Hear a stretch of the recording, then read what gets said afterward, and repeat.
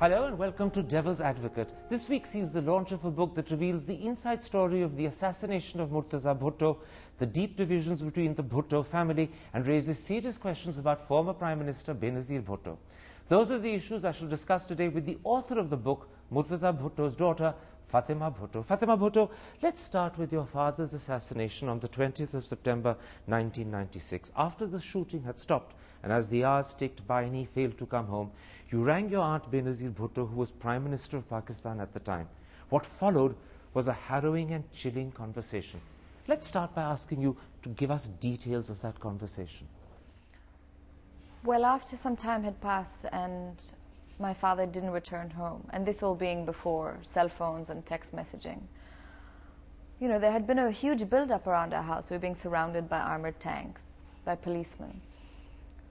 We'd had enough, and I thought, I'm going to call my aunt, because perhaps they've arrested my father, perhaps they've done something.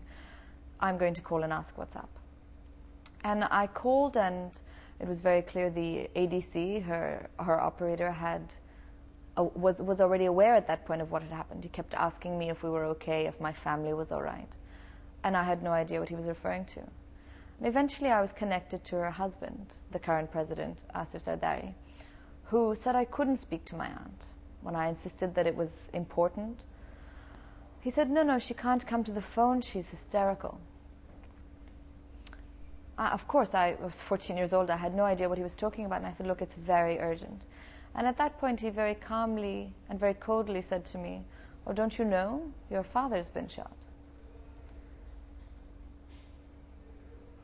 At that point, I dropped the phone. I didn't. And it was in this callous, unfeeling way that your uncle broke the news of your father's killing? Yes, and of course, to say that to a child, not only a child, but a child who was so attached to her father, was so unbearably cruel that I convinced myself immediately that, oh, it must not be serious, otherwise why would he have said that to me?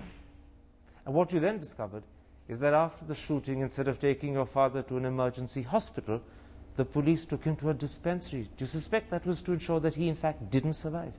Well, absolutely, and the tribunal that had, of course, no power to impose sentence or enact any legal punishment, said that it was done on purpose. None of the 7 men killed that night were taken to emergency hospitals.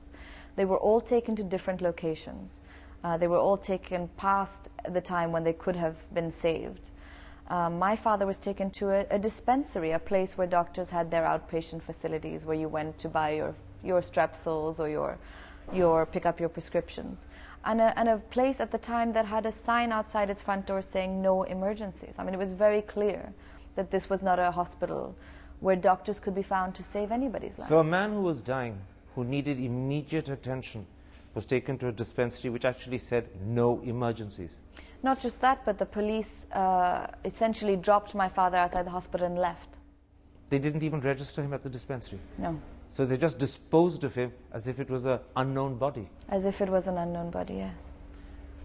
Much later, for the purposes of this book, you interviewed Farooq Lagari, who at the time of your father's assassination was president of Pakistan.